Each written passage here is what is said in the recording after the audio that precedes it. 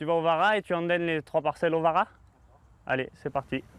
Sous un soleil torride, c'est une course contre la montre qui est lancée dans les parcelles d'Alexandre. Il fallait le faucher, là, il était grand temps. Passé le 15 juin, après c'est trop tard, quoi. L'herbe devient, toute la sève est montée et à ce moment-là, tout est perdu.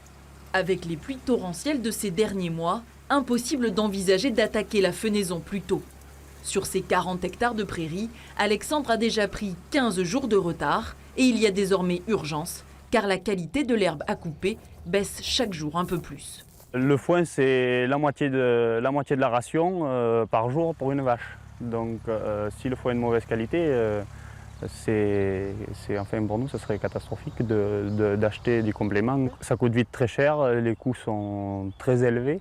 Une situation et des craintes partagées par quasi tous les agriculteurs de Corrèze. On a des fourrages voilà, de moindre qualité, qui sont plus mûrs. Donc en quantité, on a une quantité voilà, qui est là.